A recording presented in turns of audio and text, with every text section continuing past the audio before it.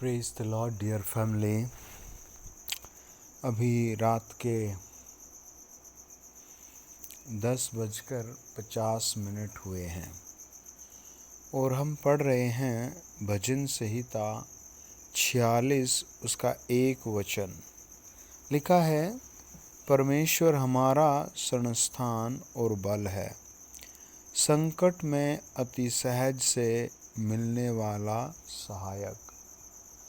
प्रियो, आज हर आदमी अपनी लग्जरी लाइफ को खोज रहा है, लग्जरी लाइफ को, है ना।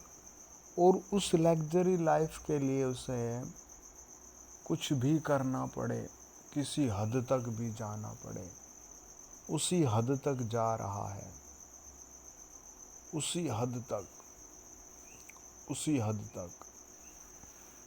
और चाहे उसका स्वास्थ्य खराब हो जाए, परिवार खराब हो जाए, या फिर उसका अगला जीवन खराब हो जाए, वो नरक में चला जाए, है ना। वचन बताता है परमात्मा का मिलना आसान है, सहायक है, लेकिन प्रभु को, यीशु मसीह को लोग तब ढूंढते हैं जब वो असंभव में चले जाते हैं, यानी कि अब कुछ हो ही नहीं सकता, है ना। एक जीवन हम ये सब जी रहे हैं इस दुनिया में, लेकिन एक जीवन इस जीवन के बाद है। यकीन करना थोड़ा मुश्किल है, लेकिन करना पड़ेगा, है ना। एक जीवन हम ये जी रहे हैं, लेकिन एक जीवन इसके बाद भी है, जो अनंत काल का जीवन है।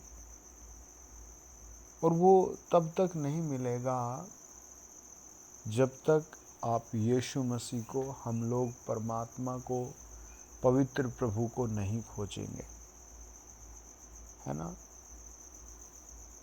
आदमी आदमी का मित्र है, लेकिन आदमी आदमी का शत्रु है। आदमी आदमी से प्यार करता है, पर आदमी आदमी से नफरत करता है ना। बहुत सारी चीज़ें हैं, लेकिन जब तक आप इस दुनिया में हैं तो बहुत सारे नियम हैं दुनिया के जो फॉलो करने पड़ते हैं। लेकिन इस दुनिया के बाद क्या, वो सब चीज़ें जो आज दुनिया में कमाई जा रही हैं, घमंड के कारण, गुस्से के कारण, अपने आप को बड़ा करने के कारण, है ना, अपनी चीज़ों को महान बताने के कारण जो कुछ किया जा रहा है, उसका क्या, है ना। कहीं तो उसका हिसाब होगा, कहीं तो उसका लेखा देना पड़ेगा, है ना। कहीं तो उसका रिप्लाई जमा करना पड़ेगा, कहीं तो उसका प्रत्युत्तर होगा ही होगा। अन्याय, है ना, और न्याय, है ना, अन्याय और न्याय, है ना। अब आदमी आदमी है, शकल प्रभु ने बनाई है। आदमी ने ट्रेनिंग, एक तरह का शब्द है, ट्रेनिंग एक सेशन है, खुद पर इतनी कर दी। जैसे आपने देखा होगा कि हर एक बीड़ी पर लिखा होता है पैकेट पर कि इसे पीने से तेरे फेफड़े खराब हो जाएंगे, तू मर जाएगा, लेकिन वो फिर भी पीता है और उसे लोग बेचते भी हैं। ऐसी शराब का है ना, बताया जाता है ये खराब चीज़ है, लोग फिर भी पी रहे हैं। और एक दिन एक बता रहे थे कि एक नशा है कोई, अगर उससे छुटकारा पाना है तो ब्लड बदलना पड़ेगा। तो बताओ, उसकी हैबिट पकड़ लो, है ना। तो दुष्टता के लिए, अधर्म के लिए, पाप के लिए, है ना, क्या सजा है। परमेश्वर का वचन कहता है प्रभु यीशु का लहू हमें सब पापों से शुद्ध करता है। प्रभु का वचन बताता है, जितनों ने प्रभु यीशु को ग्रहण किया उसने उन्हें परमेश्वर की संतान होने का अधिकार किया। परमेश्वर का वचन कहता है, ताकि जो कोई प्रभु यीशु पर विश्वास करे वो अनंत जीवन पाए। परमेश्वर का वचन कहता है, परमेश्वर ने जगत से ऐसा प्यार किया कि उसने अपना इकलौता पुत्र दे दिया, ताकि जो कोई इस पर विश्वास करे वो नाश न हो परंतु अनंत जीवन पाए। है ना, एक भाई बहुत अच्छी प्रार्थना करने जानता था और बहुत अच्छे प्रभु के गीत भी जानता था, लेकिन रोज शराब पीता था और वो जीवन जीता था। तो पूरी मंडली को, सबको लगता था ये बहुत आध्यात्मिक भाई है, ये तो पश्चाताप करता है परमेश्वर के सामने, है ना।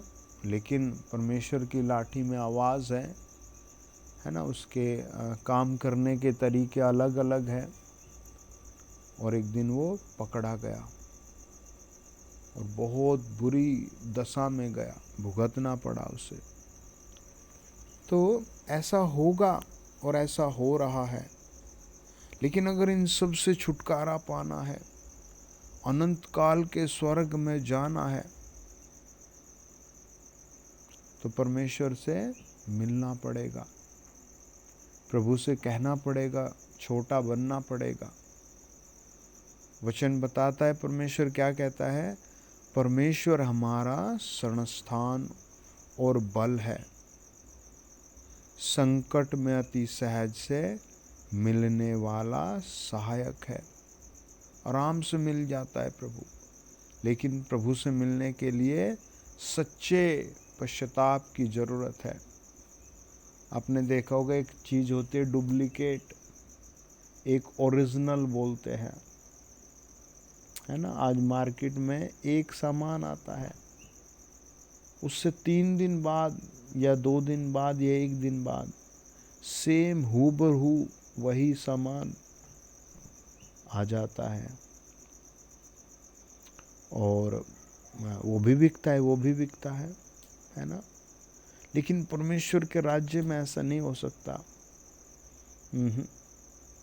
कि ऐसा आदमी चला जाए, ऐसी बहन चली जाए जिसने जीवन भर अन्याय किया और जो मर्जी आया वो किया और फिर वो स्वर्ग में भी जाकर बैठ जाए। रोमियो 14 अध्याय 17 वचन कहता है, खाना पीना परमेश्वर का राज्य नहीं है ना। जो आज खाने पीने में लगा है संसार, है ना, बहुत से राजाओं के विषय में हम पढ़ते हैं, है ना। बहुत से ऐसे परमेश्वर के वचन में लिखा है, सिंहासनों पर बैठे लोग और जिन्हें लगा कि हमसे बेटर कोई नहीं, हमारे निर्णय अच्छे हैं, लेकिन वो फिर प्रभु के पास स्वर्ग में नहीं जा पाए। प्रेरितों के काम 7 अध्याय में लिखा है, स्तिफनुस, है ना, खाना बनाने वाला आदमी था, लेकिन प्रचार करने लगा प्रभु यीशु का और प्रभु ने उसे स्वर्ग में स्थान दिया। तो कोई भी काम हो, कोई भी आपका जीवन है, कोई भी किसी भी तरह का माहौल हो, वो मायने नहीं रखता। मायने रखता है आप कितना बदलाव में हैं, आप कितना नरम हैं।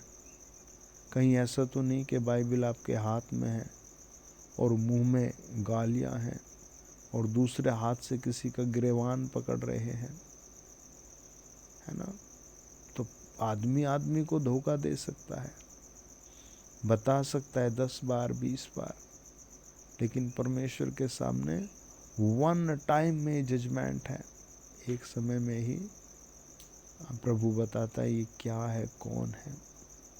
तो एक ब्रिलियंट पर्सन बनिए, वचन से भरा हुआ जीवन मांगिए खुदा से, है प्रभु यीशु के पीछे जलता हुआ स्वर्ग तक जाने वाला जीवन मांगिए, ताकि जीवित परमेश्वर के साथ स्वर्ग में रह सके। भजन संहिता 1:50 यानी कि 49 अध्याय।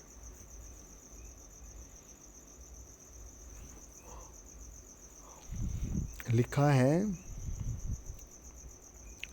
हे देश देश के सब लोगों यह सुनो। है ना, प्रभु एक आदमी से बात नहीं कर रहा, पूरी सृष्टि से प्यार करता है। लेकिन जो पश्चाताप करता है, ये सब छोड़ता है और जो इन्हें पकड़े रहता है, दोनों की बातें हैं।